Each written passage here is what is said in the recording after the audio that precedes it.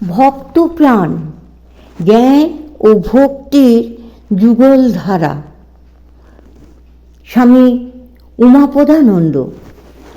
ভোরের বারাণসী এক তরুণ সন্ন্যাসী চলেছেন গঙ্গা স্নানে।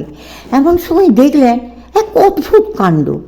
এক যুবতী তার মৃত স্বামীর নিথর দেহখানি পথের মাঝে রেখে সৎকারের জন্য সাহায্য প্রার্থনা করছেন। গমনাগমনের অসুবিধা হচ্ছে দেখে তরুণ জ্যোতিবর তাকে অনুরোধ করলেন শবদেহখানি এক পাশে সরিয়ে নিতে। যুবতীটি উত্তর দিলেন, বাবা, ওকে একটু সরে যেতে বলো না।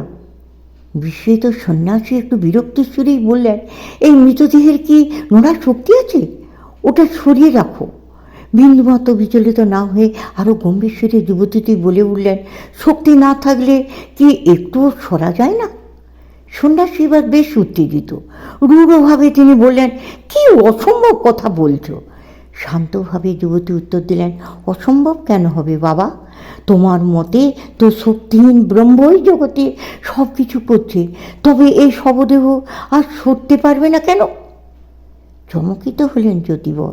শাস্ত্রজ্ঞ সগুণ ব্রহ্মের কথা যে কখনো তার মনে উঠত না তা নয়, কিন্তু নির্গুণ ব্রহ্মানুভূতির পর এতকাল সেই বিষয়ে তিনি মনোযোগ দিতে পারেননি। এই যুবতীটির কথায় তিনি এমনভাবে তন্ময় হয়ে গেলেন। কিছুক্ষণ পর স্বাভাবিক ভূমিতে নেমে তিনি দেখলেন সেই সব যুবতী কোথায় অদৃশ্য হয়ে গেছেন। সাথে সরিয়ে নিয়ে গেছেন তাঁর চেতনাকে আচ্ছন্ন করে রাখা এতদিনের এক মলিন আবরণ। এক লহমায় তিনি উপলব্ধি করলেন সে নির্গুণ ব্রহ্মই সমস্ত দিক পরিপূর্ণ করে এক বিরাট গুণময় মূর্তিতে বিরাজমান। এই অখিল ব্রহ্মাণ্ড তাঁরই লীলারূপী প্রকাশ। লীলার ছলে তিনি সৃষ্টি স্থিতি বিনাশে রত। তরুণ সন্ন্যাসীর হৃদয় এবার উদ্বেলিত হলো ভক্তির উচ্ছ্বাসে। শরীর কণ্টকিত, ঝরঝর অশ্রুপাতে সিক্ত নয়ন যুগল। অন্তরে বাহিরে আদ্যাশক্তিকে অনুভব করে এখন তিনি মাতৃভাবে বিভোর। গতিস্তং তমেকা ভবানী। শঙ্করাচার্য অদ্বৈত বেদান্তের শ্রেষ্ঠ প্রবক্তা হিসেবে সুপরিচিত। সাধারণভাবে মনে করা হয় তিনি মুক্তির একমাত্র মার্গ হিসেবে জ্ঞানকেই প্রতিষ্ঠা করেছিলেন, কিন্তু তার দর্শনের গভীরতম অনুধ্যানে বোঝা যায় ভক্তি সেখানে কোনো গৌণ অনুষঙ্গ নয়, বরং তা আত্মজ্ঞান ও লাভের অপরিহার্য সহায়ক রূপে বিবেচিত। আচার্যের দর্শনে ভক্তিকে কেবল ঈশ্বরের প্রতি আবেগময় প্রেমরূপে নয়, বরং তাকে নির্দেশ করা আত্মস্বরূপের নিরন্তর অনুধ্যান রূপে। নিজের প্রকৃত সত্তাকে জানা ও তার উপর চেতনাকে বৃদ্ধিত রাখতে এখানে ভক্তির প্রকৃত মহিমা। এই কারণে আচার্যের দর্শনে ভক্তি ও জ্ঞান পরস্পর বিরোধী নয়, বরং তারা একই সত্যের প্রয়োজনানুদ্বিমুখী প্রকাশ। ভাষ্যকার শঙ্করাচার্য ব্রহ্মকে নির্গুণ ও সগুণ এই দুই রূপে উপলব্ধি করেছেন। নির্গুণ ব্রহ্ম পরম সত্য হল সাধনার ক্ষেত্রে সগুণ ব্রহ্মোপাসনার গুরুত্বও তিনি স্বীকার করেছেন, কারণ সাধারণ মানুষের পক্ষে নিরাকার সত্য উপলব্ধি করা কঠিন। সগুণ ঈশ্বরের প্রতি ভক্তির মাধ্যমে মন শুদ্ধ হয়, অহংকারের নাশ হয় এবং আত্মজ্ঞান ও লাভের যোগ্যতা আসে জীবনে। এই কারণে তার দর্শনে স্বীকৃত হয়েছে মূর্তি পূজা। বিভিন্ন দেবদেবীর উদ্দেশ্যে অগণিত স্তোত্র তিনি রচনা করেছেন।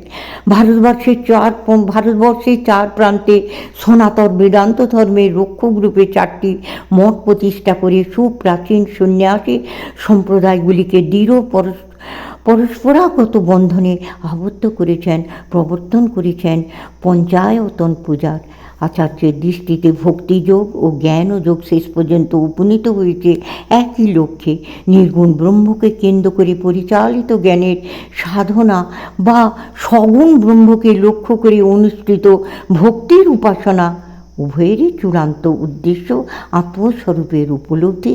তাই ভক্ত, জ্ঞাতা ও জ্ঞেয় এই সম্পর্ক শেষ পর্যন্ত ওই একই ঐক্যে বিলীন হয়ে যায়। অনুভব সিদ্ধ জ্ঞানই পরিণত হয় জ্ঞানাতীতা ভক্তিতে। আচার্যের পরাপূজা স্তোত্রে এই দর্শনের সর্বোচ্চ প্রকাশ লক্ষ্য করা যায়। সেখানে তিনি দেখিয়েছেন, হে শম্ভু, তুমি আমার আত্মা, তোমার শক্তি গিরিকন্যা আমার বুদ্ধি, পঞ্চপ্রাণ সহচর, এই শরীরই গৃহ আর বিবিধ উপভোগের রচনায় তোমার পূজা। নিদ্রা আসলে সমাধিতে অবস্থিতি, পাদোদ্বয়ে সঞ্চারণ তোমায় প্রদক্ষিণ। আমার উচ্চারিত সমস্ত বাক্য তোমার স্তোত্র, আমি যা কর্ম করি সব তোমারই আরাধনা।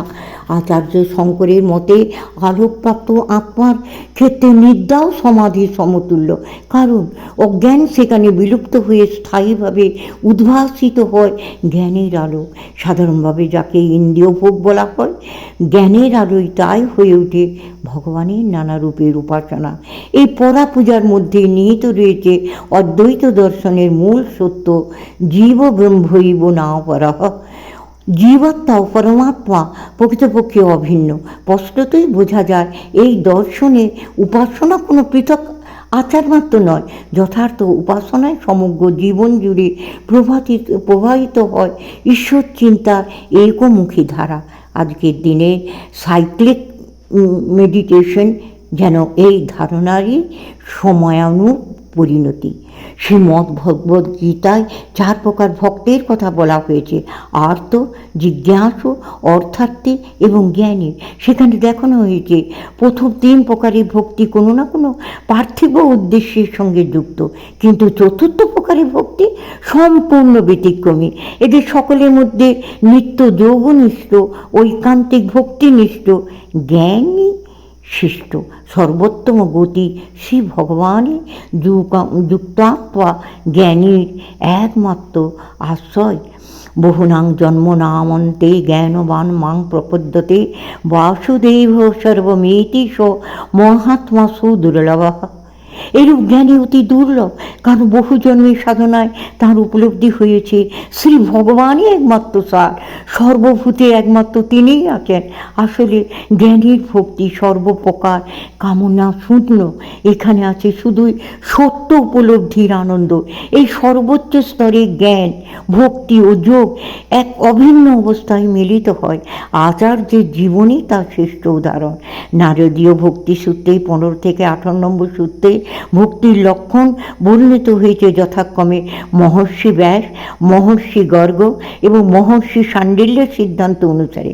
আচার্যের জীবন ও কর্মকাণ্ডে পূর্ণাঙ্গ অনুধ্যানেও আমরা তার পরিপূর্ণ প্রকাশ লক্ষ্য করি। নির্গুণ ব্রহ্মানুভূতির পরও এই যোগীবরের জীবন পরিপূর্ণ থেকেছে সগুণ ঈশ্বর ভক্তিতে। তবে এই ভক্তি মায়াজনিত কোনো ভেদবাদের উপর প্রতিষ্ঠিত নয়, বরং তা মায়াতীত ঐক্যের ভিতরেই বিকশিত, যেখানে এই ঐক্য অক্ষুণ্ণ রেখেও প্রেমের প্রকাশ সম্ভব হয়েছে। বিষ্ণু সৎপদী স্তোত্রে তিনি নিজে বলেছেন, সত্যপি ভেদাপগমী নাথ তবাহং ন মামকিনস্তম সামুদ্রিভি তরঙ্গ কচ্চন সমুদ্র ন তারঙ্গ।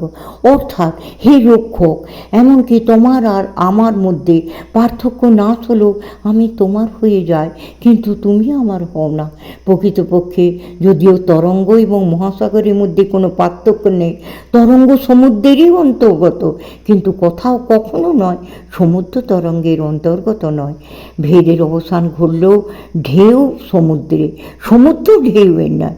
এর অর্থ জীবাত্মা ও পরমাত্মা মূলত অভিন্ন হলেও ভক্তি স্তরে এক ধরনের নিবেদনমূলক ভেদ থেকেই যায়, আর এই সম্পর্কই পরবর্তী সময়ে পরাভক্তির ভিত্তি নির্মাণ করে।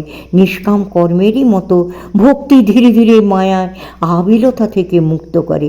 চূড়ান্ত জ্ঞান লাভের পরও তা বিলুপ্ত হয় না, বরং রূপান্তরিত হয় পরাভক্তিতে। সেখানে আর কোনো চাওয়া পাওয়া থাকে না। আলোচনার একেবারে শেষ পর্বে এসে এক অমৃত কথার অনুধ্যান করব। শ্রী রামকৃষ্ণের বিখ্যাত মানে অদ্বৈত জ্ঞান আচলে মেনে যা ইচ্ছা তাই করো। 11 মার্চ 1886 কাশীপুরের বাগানে অসুস্থ ঠাকুর নরেন্দ্রনাথ প্রমুখ ভক্ত সঙ্গে অবস্থান করছেন। রাত্রি প্রায় 8টা।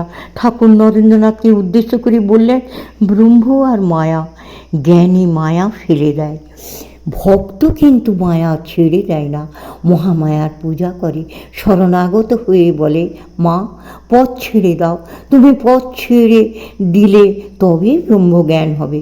যতক্ষণ আমি আছি ততক্ষণ দেখে যে তিনিই মায়া, জীব জগৎ, চতুর্বিংশতি তত্ত্ব সব হয়েছেন। জ্ঞানী জ্ঞান লাভ করবার পরও বিদ্যামায়া নিয়ে থাকতে পারে, ভক্তি, দয়া, বৈরাগ্য এইসব নিয়ে থাকতে পারে। এর দুটি উদ্দেশ্য: প্রথম লোকশিক্ষা হয়, তারপর রসাস্বাদনের জন্য। তাই শঙ্করাচার্য বিদ্যার আমি রেখেছিলেন।